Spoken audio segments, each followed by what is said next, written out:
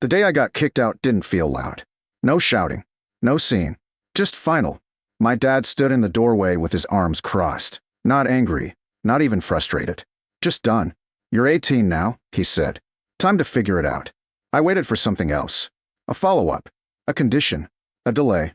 There wasn't one. "That's it?" I asked. "That's it." The door didn't slam when I left. It closed quietly, which somehow made it worse. I stood there for a minute with my backpack hanging off one shoulder, like if I didn't move, maybe it would undo itself. It didn't. So I walked. I didn't have a plan. Not a real one. Just movement. Because standing still felt like giving up. The town felt different when you didn't belong in it anymore. People looked past you faster. Places you used to go felt closed, even if the doors were still open. I kept walking until the sidewalks turned into dirt, and the buildings gave way to open land. That's when I saw it. The shed. It sat off to the side of a field that looked like it hadn't been worked in years. The structure leaned slightly, its metal panels rusted through in places, the roof patched unevenly with mismatched sheets. It didn't look abandoned in a dramatic way. It looked forgotten. "Figures," I muttered. But I didn't keep walking. Instead, I stepped off the road and headed toward it. The grass crunched under my shoes, dry and uneven. As I got closer, the details sharpened. The hinges on the door were still attached. The frame wasn't warped. The structure held. That mattered. I reached the door and pushed. It resisted for a second, then gave with a low, scraping sound. Inside, dim light, dust, the faint smell of oil and old wood. It wasn't empty. That was the first thing I noticed. Tools lined one wall, rusted but intact. A workbench set near the back, cluttered but not destroyed. And in the center, a tractor, old, heavy, covered in dust, but complete. I stepped closer, running my hand along the metal. Cold, solid, not scrap, not junk, just left. "What are you doing out here?" A voice called from behind me. I turned. An older man stood a few yards away, leaning slightly on the fence that separated the field from the road. "I was just looking," I said. He nodded slowly, like he'd seen this before. "No one's looked at that thing in years." I glanced back at the shed. "Who owns it?" He shrugged. "Technically, bank does. Farm went under a long time ago. They tried selling it. No one wanted it." I looked back at him. "How much?" He let out a short laugh. "For that?" He shook his head. "Probably $5 if you asked the right person." I stared at him for a second. "5? Yeah," he said. "It's not worth anything. Structure's old. Land's dry. Tractor doesn't run." He pushed himself off the fence slightly. "Why?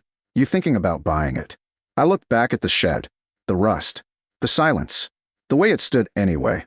"Maybe," I said. He studied me for a moment, then gave a small nod. "Well," he said, "no one else is." That afternoon, I found the number. It took a few calls. A few transfers. A few people who didn't care enough to ask too many questions. And then, $5? The voice on the other end said. "That's what I was told." A pause. Papers shuffled. A sigh. "If you can cover the transfer fee, we'll clear it off our books." "How much is that?" "Less than 50. I checked what I had. Not much. But enough." "Okay," I said. And just like that, I owned a tractor shed no one wanted. That night, I didn't go back to town. I stayed. The inside of the shed was cold, but it held the wind back. The walls didn't rattle. The roof didn't leak, at least not where I was sitting. I used my bag as a pillow, my jacket as a blanket. It wasn't comfortable, but it was mine. The next morning came with a different kind of weight. Not fear. Responsibility. I stood up slowly, stretching out the stiffness in my back, and looked around again. Not at everything. Just the next problem. That was the rule now. Not everything. Just the next thing. "The door," I said. It didn't close properly. One hinge was loose, leaving a gap wide enough for wind, and anything else, to slip through. I searched the shed. Found a hammer. Some nails. Bent, rusted, but usable. I adjusted the hinge. Tapped it into place. Reinforced the frame with a piece of scrap what I found leaning against the wall. It wasn't perfect, but when I shut it, it stayed. That night, the wind didn't cut straight through. And that mattered. The second problem. The floor. Dirt. Uneven. Cold. I cleared a section near the back wall, sweeping away loose debris, leveling what I could with a flat board. Then I layered it. Old fabric I found in a crate. A piece of tarp. Anything that added separation. It wasn't comfortable, but it worked. By the end of the first week, The shed had changed. Not visually. Not in a way anyone else would notice. But in function. It held. And that meant I could stay. Food was still a problem. Money was already running low. So I stretched it. Bought only what I needed. Made fewer trips. But I knew. That wouldn't last. So I adapted. The land around the shed wasn't completely dead. Just neglected. I found patches of growth near the edges. Small things. Not much. But enough to supplement. Water came from a creek about a 10-minute walk out. Not close. But reliable. That became the routine. Morning, fix something. Midday, get water. Evening, figure out food. Repeat. By the second week, the shed started to feel different. Not like something I found. Like something I was building. I organized the tools. Cleaned the workbench. Cleared space. Created sections. Sleeping. Storage. Work. It still looked rough. But it felt controlled. And that mattered more. By the second month, I started looking at the tractor. Not just as something sitting there. As something that could work. I wiped away the dust. Checked the parts. It wasn't destroyed. Just idle. Left too long. Let's see, I muttered. I didn't expect much. But I tried anyway. And that's when I noticed it. Something off. Not in a bad way. Just different. The panel on the side. Didn't sit right. Slightly raised. Like it had been opened before. I stepped closer. Ran my fingers along the edge. There was a gap. Small. But enough. I grabbed a tool. Carefully pried it open. The metal shifted. Then gave. And inside. Wasn't what I expected. Not parts. Not wiring. Something else. Something hidden. Something no one had seen in years. I stared at it for a long moment. Because whatever this was, it changed everything. For a second, I didn't move. I just stared into the open panel, trying to make sense of what I was looking at. Because it wasn't mechanical. It wasn't wires, or belts, or anything that belonged inside a tractor. It was a box. Metal. Fitted perfectly into the space like it had been built into the machine on purpose. Hidden. I crouched lower, brushing away the dust around it. The edges were clean compared to everything else, like it had been sealed off from the years the tractor had been sitting untouched. What is this? I muttered. I reached in and pulled it out. Heavier than it looked. Solid. There was no lock, just a latch that had been pressed flat over time. I hesitated for a second. Not out of fear. Out of awareness.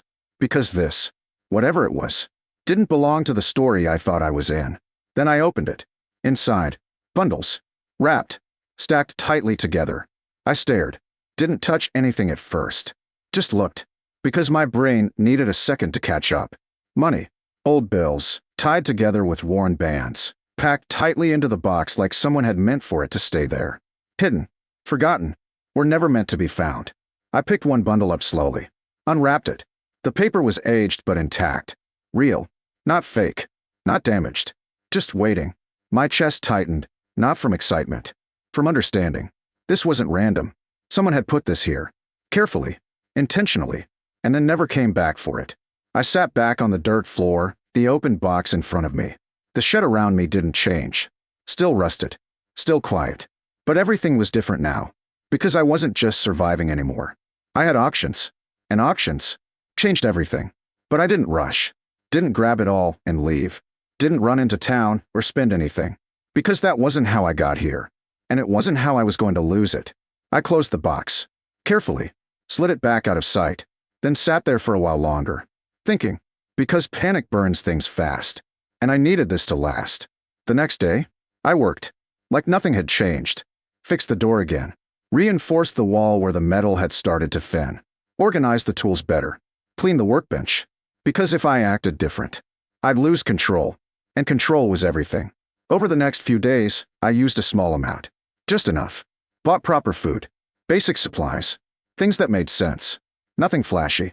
Nothing noticeable. The shed changed slowly. Not dramatically, but properly. I replaced parts of the roof. Sealed gaps in the walls. Leveled the floor more effectively. It stopped feeling temporary. Started feeling solid. Then I looked at the tractor again. Not just as a place I found something, but as something I could use. I went back to it. Checked the engine more carefully this time. Cleaned it. Replaced what I could with parts from the shed. Used the tools that had been sitting there long before I arrived. It took time. Days. Weeks. But eventually, it turned. The first time the engine caught, it was rough. Loud. Uneven. But it ran.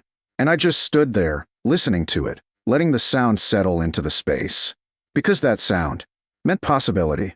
I didn't have land. Not really. But I had access. The field around the shed had been neglected, not ruined.